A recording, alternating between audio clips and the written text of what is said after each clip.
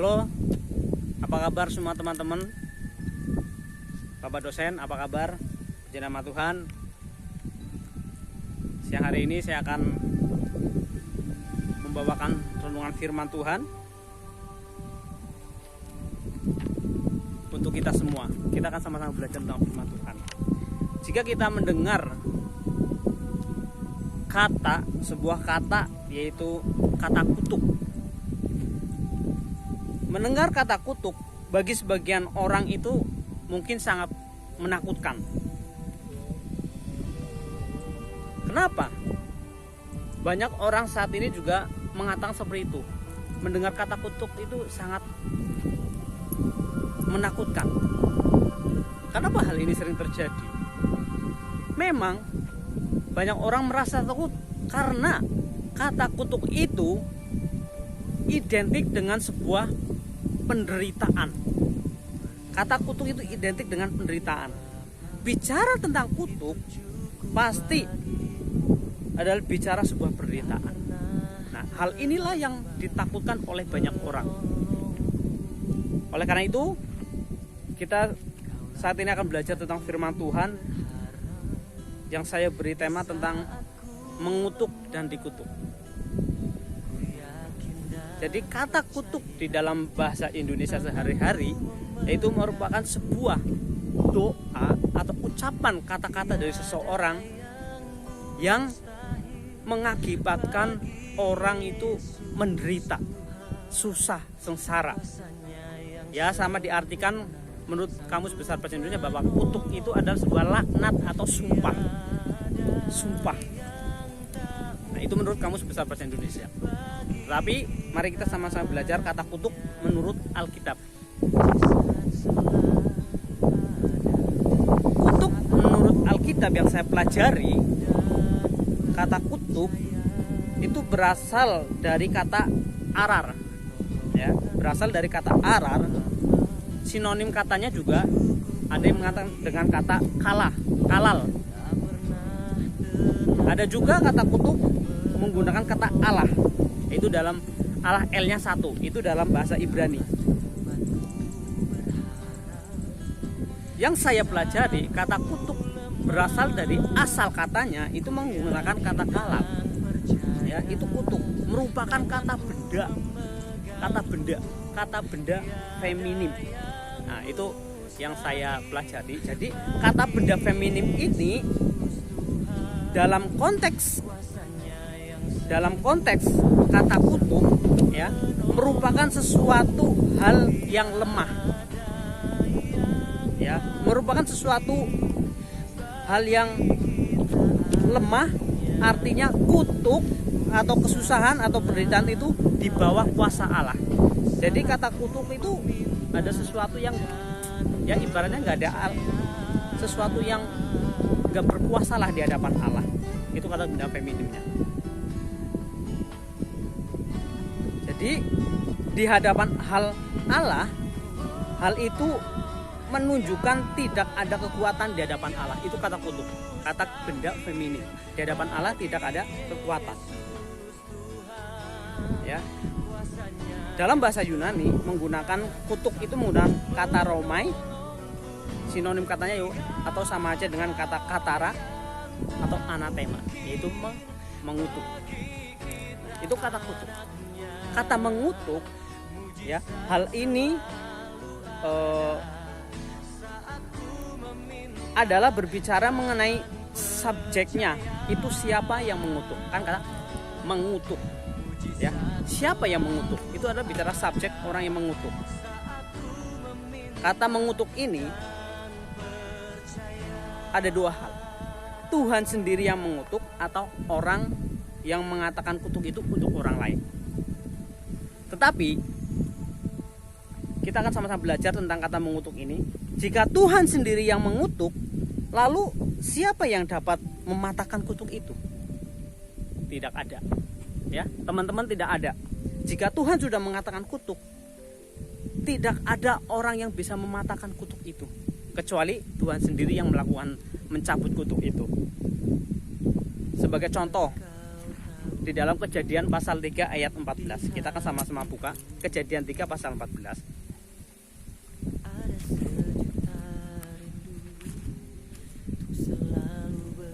Kejadian 3 pasal 14. Ya, di sini katakan firman Tuhan, lalu berfirmanlah Tuhan Allah kepada ular itu, karena engkau berbuat demikian, terkutuklah engkau di antara segala ternak dan di antara segala binatang hutan. Dengan perutmu lah engkau akan menjalar, dan debu tanahlah akan kau makan seumur hidup. Ya, jadi Tuhan itu benar-benar mengutuk terhadap ular. Ini yang dilakukan oleh Tuhan sendiri ketika mengutuk. Bukan hanya ular. Apa pertama kali Tuhan mengutuk manusia? Terjadi di dalam Kejadian pasal 4 ayat yang ke-11. Tuhan mengutuk Kain. Kita baca sama-sama. Kejadian pasal 4 ayat yang ke-11. Maka sekarang terkutuklah engkau, terbuang jauh dari tanah yang mengangakkan mulutnya, untuk menerima darah adikmu itu dari tanganmu. Jadi Tuhan sendiri mengutuk Kain pada waktu itu. Ya. Tuhan mengutuk Kain. Ini yang dilakukan oleh Tuhan sendiri. Jika Tuhan sudah mengutuk, siapa yang akan bisa mematahkan kutuk itu? Tidak ada. Kecuali kalau Tuhan sendiri mencabut. Itu kutuk yang dilakukan oleh Tuhan. Nah, bagaimana jika kita belajar tentang kutuk yang dilakukan oleh manusia? Jika orang yang mengutuk manusia, ya, manusia mengutuk manusia, contohnya lah ya, mungkin temannya sendiri mengutuk temannya dan sebagainya seperti itu, karena ada hal-hal lain, ya. Jika manusia mengutuk, itu bukan asal kutuk yang dilakukan. Jika kutuk yang dikatakan oleh seseorang dalam mulutnya tanpa alasan yang tepat, itu tidak akan terlaksana atau tidak ada kuasanya. Seperti itu yang saya pelajari. Contohnya ketika dalam Perjanjian Lama, di dalam Yosua pasal 9 ayat 23, ya, kita buka Yosua pasal 29 ayat 3.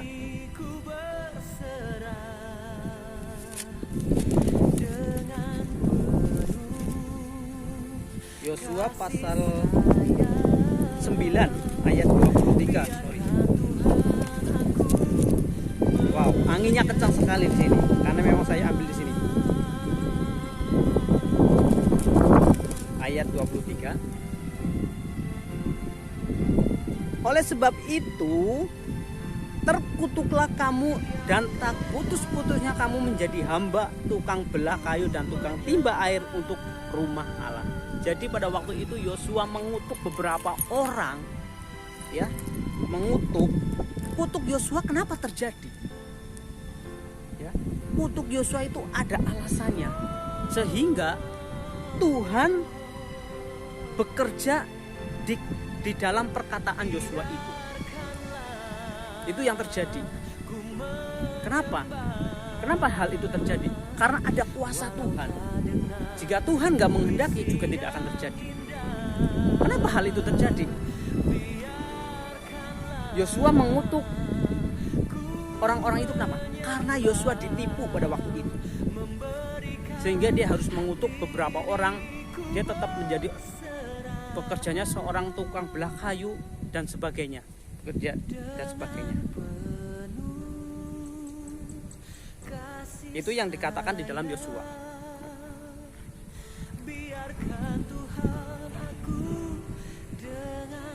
Ada juga kutuk yang tidak ada kuasanya. Ketika di mana?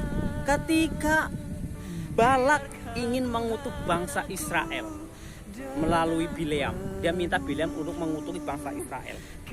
Bilangan ayat 22 ayat yang ke-6, kutukilah bangsa itu, seperti itu. Tetapi kutuk itu tidak terjadi. Kenapa? Kata tuh tidak ada dasarnya. Kenapa Balak mengutuk bangsa Israel, bangsa yang tidak dikutuk oleh Tuhan? Tiba-tiba kok Balak ingin mengutuk. Nggak ada alasan yang tepat sehingga kutuk itu tidak terjadi.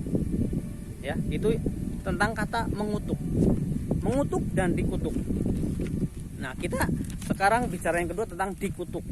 Dikutuk adalah bicara tentang objek yang terkena kutuk itu.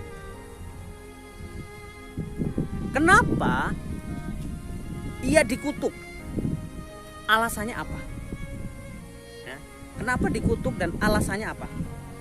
Tadi yang kita baca di dalam Kejadian pasal 3, ya, Kejadian pasal 3 ayat 4, di sana tentang Tuhan mengutuk sebuah objek, yaitu ular. Objeknya dikutuk. Kenapa ular dikutuk? Bahkan Tuhan juga mengutuk Kain. Kenapa kok Kain dikutuk?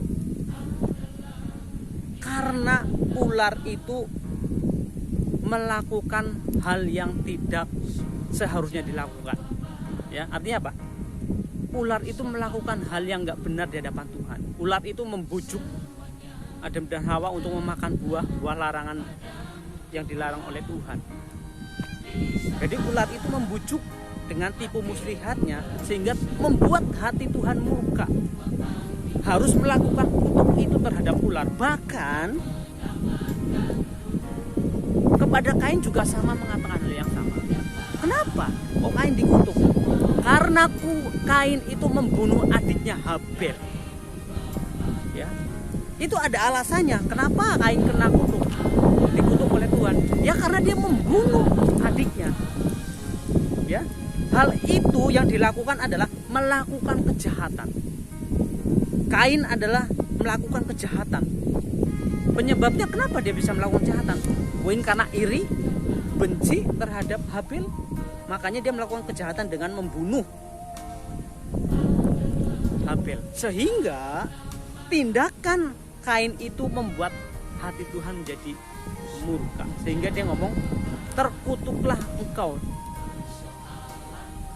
Jadi hal itu oleh Tuhan membuat geram lah ya, seperti itu. Makanya Kain dikutuk oleh Tuhan, sehingga segala tanah yang dikerjakannya dia akan bekerja dengan berjerih lelah.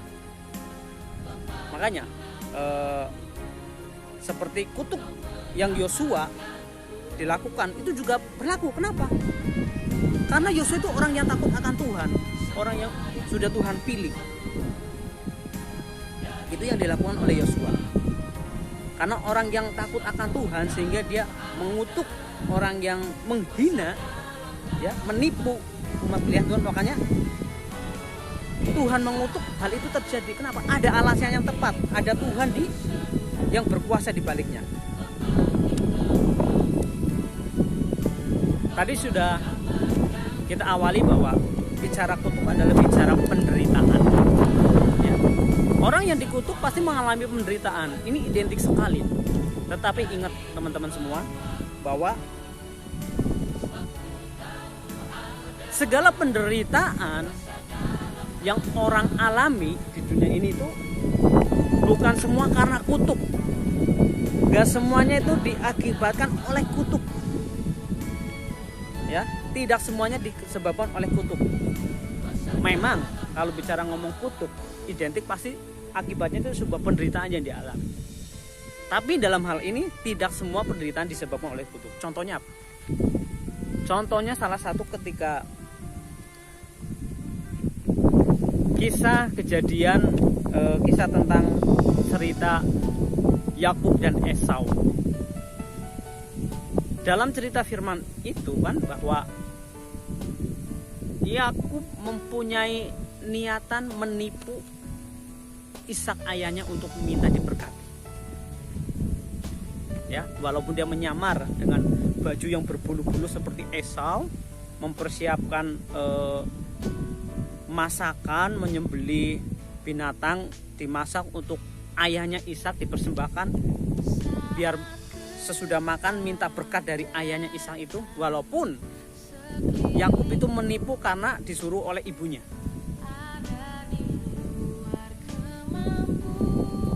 Sempat Yakub itu merasa ketakutan jika Ishak ayahnya itu tahu kalau dia membohongi Ishak, maka bukan berkat yang dia berikan, yang doakan, tetapi apa? Kutuk. Itu yang ditakutkan oleh Yakub. Tetapi hal itu Tuhan izinkan terjadi, sehingga berkat itu tetap diterima oleh Yakub setelah Yakub diberkati oleh ayahnya Ishak, kemudian Esau datang dengan membawa buruannya, dia mempersembahkan kepada ayahnya, dia minta berkat juga. Tetapi kata Ishak apa?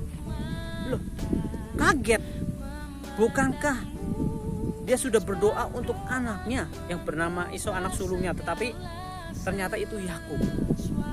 Akhirnya Esau menangis, dia terus minta untuk diberkati oleh bapaknya. Kata ayahnya Ishak bicara ngomong apa? Berkat apa yang harus aku berikan kepada? Sudah tidak ada lagi. Akhirnya apa? Segala doa berkat yang sudah diberikan ke Yakub itu tidak diberikan kepada Esau. Akhirnya Esau mengalami penderitaan, kesusahan. Nah, itu penderitaan yang dialami Esau itu bukan karena kutukan. Itu yang dilakukan oleh Esau. Tetapi Ishak ayahnya itu menghibur Esau. Dia memberikan kata-kata begini. Tetapi mengatakan kepada anaknya Esau, ada saatnya jika kamu bersungguh-sungguh berjuang dengan sepenuh hati, maka kamu akan melepaskan kuk penderitaan itu dari hidupmu.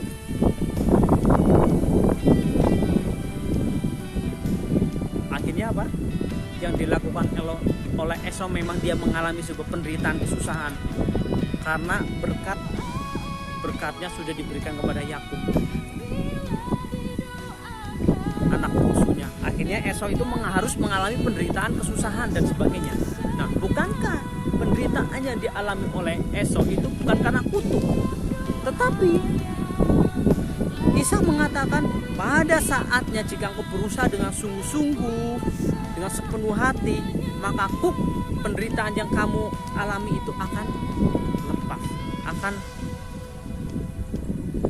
tidak dialami lagi. Artinya apa? Kalau kita baca kisahnya, akhirnya memang Esau dipulihkan dari kehidupan penderitaan. Nah, hal inilah yang ditakutkan oleh banyak orang saat ini. Banyak orang bertanya, kenapa saya masih menderita ya? Kenapa penderitaan masih ada hidup? Saya kan sudah percaya kepada Tuhan Yesus. Sebagai orang Kristen, harusnya kan saya tidak hidup menderita. Ini sering orang bertanyakan. Kalau hal seperti itu perlu kita koreksi diri, cek pribadi kita masing-masing. Kenapa kutuk itu bisa terjadi? Kenapa kutuk itu bisa datang dalam hidup kita kadang tanpa kita sadari? Penderitaan yang kita alami mungkin karena disebabkan oleh kutuk, atau penderitaan yang kita alami memang bukan karena kutuk, karena di situ ada maksud Tuhan dan sebagainya. Tapi sering orang bertanya seperti itu. Nah, kenapa kutuk itu bisa datang dalam hidup kita yang tanpa kita sadari? Kenapa hal itu terjadi? Kita harus cek diri kita, koreksi diri kita, periksa. Kenapa kita masih seperti ini?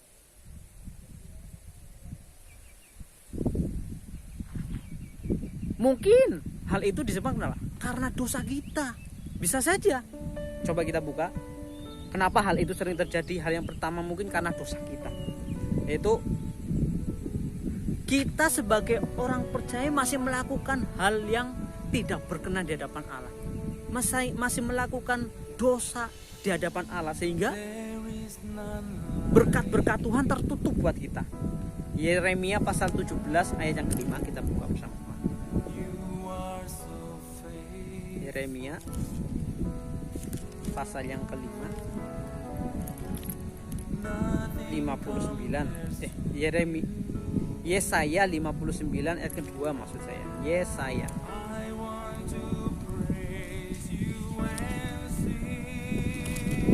Yesaya pasal 59 ayat kedua, saya bacakan dengan firman Tuhan. Tetapi yang merupakan pemisah antara kamu dan Allahmu ialah segala kejahatanmu, dan yang membuat dia menyembunyikan diri terhadap kamu sehingga ia tidak mendengar ialah segala dosamu. Ya. Jadi kita sadari, mungkin hal itu masih terjadi dalam hidup kita. Kenapa? Ternyata apa? Masih banyak orang Kristen yang melakukan kejahatan di hadapan Tuhan, melakukan dosa di hadapan Tuhan, sehingga berkat Tuhan itu tertutup atas hidup kita sebagai orang Kristen. Kejahatan itu merupakan pemisah kita antara kita dengan Allah. Ya, kejahatan, ya banyaklah hal tentang kejahatan seperti yang kita lakukan. Memfitnah kan hal yang gak baik, hal yang jahat dan sebagainya. Banyak hal kalau kita bicara tentang kejahatan, ya.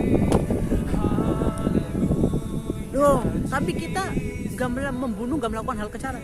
Tapi kita koreksi diri kita, periksa diri kita. Apakah mungkin kita melakukan hal-hal dosa yang tanpa kita sadari ternyata itu salah di hadapan Tuhan, sehingga mendatangkan penderitaan atau kutuk bagi kita. Itu kita perlu cek diri kita masing-masing. Banyak orang bertanya seperti itu, kita loh orang Kristen, masa masih menderita? Nah, mungkin karena hal itu terjadi. Itu yang pertama. Mungkin karena kita masih melakukan dosa atau melakukan hal kejahatan di hadapan Tuhan, sehingga berkat Tuhan tertutup. Kenapa? Membuat Tuhan gak mendengar doa-doa kita. Ya, Yesaya kan mengatakan yang membuat Tuhan menyembunyikan diri terhadap kita, yang membuat Tuhan tidak mendengar segala doa-doa kita, yaitu dosa kita. Kayak seperti itu. Itu hal yang pertama. Kenapa kutuk atau penderitaan itu terjadi dalam hidup orang Kristen walaupun sekarang sudah percaya pada Tuhan Yesus? Bisa aja hal itu terjadi. Ya, mungkin bisa aja karena memang di balik penderitaan itu ada maksud Tuhan tertentu. Saya percaya kutuk yang Tuhan berikan kepada orang yang dikutuk oleh Tuhan itu pasti ada tujuannya kenapa Tuhan mengutuk. Nanti kita belajar. Kita akan masih lanjutkan dulu tentang kenapa kutuk itu masih terjadi. Kadang hal itu terjadi. Yang kedua, kenapa? Karena mungkin kita itu selalu mengandalkan diri kita sendiri, merasa sombong, mampu, sehingga hati kita jauh daripada Tuhan. Udahlah, gak usah Tuhan-Tuhanan, gak usah Tuhan-Tuhanan, saya mampu sendiri kok. Yeremia 17 ayat 5, di sana dikatakan, firman Tuhan mengatakan bahwa Yeremia pasal 17 ayat 5. Mungkin teman-teman semua sudah hafal ya firman Tuhan. Begini firman Tuhan, terkutuklah orang yang mengandalkan manusia, yang mengandalkan kekuatannya sendiri, dan yang hatinya menjauh daripada Tuhan. Ya. Nah, ini kita perlu ngecek juga. Apakah kita itu merasa diri itu mampu dan sombong sehingga hati kita jauh daripada Tuhan? Udahlah, nggak perlu ibadah, nggak perlu Tuhan-Tuhanan. Kadang kita merasa mampu mengandalkan kekuatan sendiri sehingga untuk penderitaan itu terjadi dalam hidup kita tanpa kita sadari. Sudah sangat jelas Yeremia 17 ayat 5 mengatakan bahwa terkutuklah orang yang mengandalkan Tuhan, terkutuklah orang yang mengandalkan kekuatannya sendiri.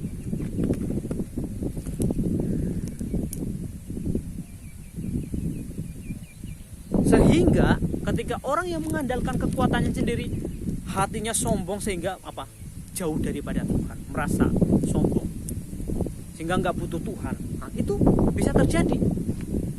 Ya, kenapa kutuk itu masih terjadi? Itu hal yang kedua. Nah, yang ketiga, kenapa kutuk itu kadang masih terjadi dalam hidup orang percaya? Karena mungkin orang itu tidak mendengar dan melakukan perintah Tuhan. Ini perlu kita koreksi juga. Apakah kita sudah mendengar dan melakukan perintah Tuhan? Ulangan pasal 28 ayat 15, kita sama-sama akan baca. Ulangan pasal 28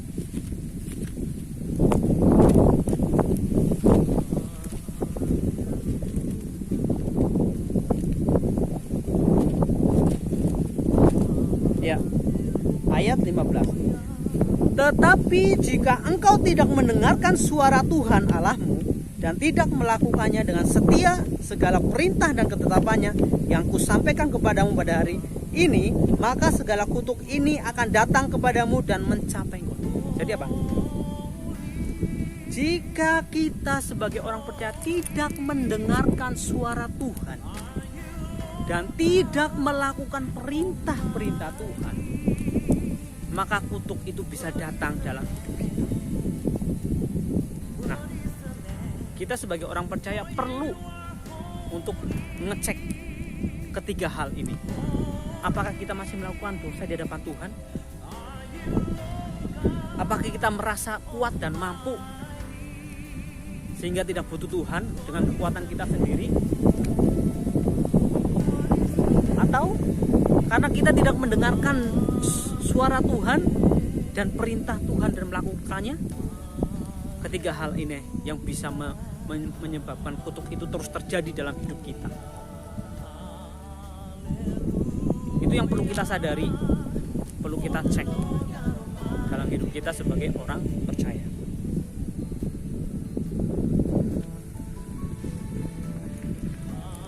Nah, teman-teman, saudara semua, kenapa terkadang ada kalanya Tuhan mengutuk? Kenapa Tuhan ada kalanya mengutuk dan ada kalanya tidak? Kenapa kutuk itu dilakukan? Ternyata yang saya pelajari, Tuhan punya maksud dan tujuan di situ. Ketika Tuhan mengutuk Kain, dia punya tujuan. Tujuannya apa? Satu, agar Kain itu berubah, bertobat dan kembali ke jalan yang benar. Kemungkinan penderitaan yang kita alami saat ini, kutuk yang kita alami saat ini, mungkin ada ya orang lah ya yang mengalami kutuk itu. Kemungkinan di situ ada maksud tujuan Tuhan. Untuk apa? Untuk orang itu benar-benar berubah kembali ke jalan Tuhan. Dengan apa? Tidak melakukan dosa, tidak melakukan kejahatan,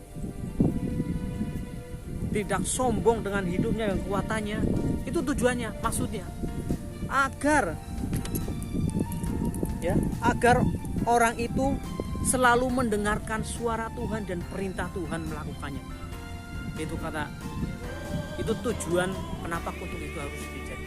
Mungkin dilaksanakan untuk orang-orang walaupun mereka mungkin mengatakan saya udah percaya Tuhan Yesus loh, saya udah orang Kristen, kadang masih mengalami hal itu. Nah, mungkin jika hal itu masih terjadi, jangan kita langsung menyalahkan Tuhan,